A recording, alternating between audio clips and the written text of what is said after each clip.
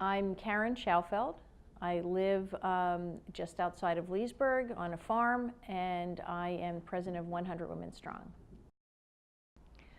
I think one of the things that we've struggled with for 100 Women Strong, and I know that other nonprofits struggle with this, is the perception that there isn't any poverty in Loudoun County and there isn't any need, and that's absolutely not true. It just looks different in Loudoun County than it might look in other parts of the world or other parts of the country. Generally what I see, and I know that other nonprofits work on this, is hardworking families, people struggling, doing mostly service type jobs in the county, living in an expensive county, and having those families really living close to the edge. Every month is a struggle. And what happens is that those families are not able to give to their children the type of things that we take for granted. So the ability to have what I would consider, we would consider it a sort of a staple of life, you know, the ability to participate in a travel soccer team, the ability to go out to eat once a week, the ability to be exposed to you know, art and music, things that create the ability of a child to learn and grow and explore. And that limits sort of where some of these kids see themselves or where they could go, regardless of the fact that they might have incredible talents. And that is, to me, a poverty. And just to be clear, I mean, there are a lot of service level jobs that are at that pay scale, but you know, even just go a little bit farther up and you have teachers, firefighters, policemen, civil servants, people who are out there doing important jobs in the community, and they're living close to the edge.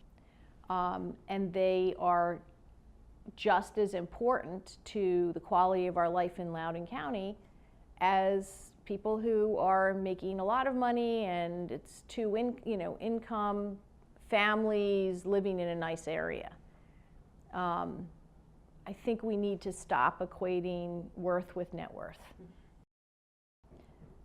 A successful outcome of this program of Faces of Loudoun would be that we change the conversation around whether poverty exists in this county, which it does.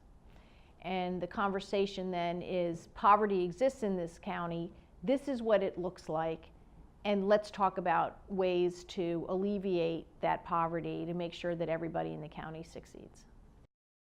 Or maybe the conversation is something like, I never thought about what it means to have a whole service industry that supports our life in this county, and I never understood what it would be like to live on, you know, barely above the poverty line, especially in this county. Or, wow, I think it's really important that my kids understand and what it's like to come to this country, work 2 jobs, and sort of appreciate the type of struggles that a family like that would be going through to pursue the American dream. And if we do that, then we benefit as a whole. So to understand the impact of making sure that if we have children who are in a public school system, you want that public school system to really work to support those children. Those children go on to become valuable wage-earning members of society, which then pay into our county and make things better for everybody. I mean, there is a connection. It's, you know, you can't walk by and see somebody, you know, suffering or underachieving and not think that in some way that will affect you in the future.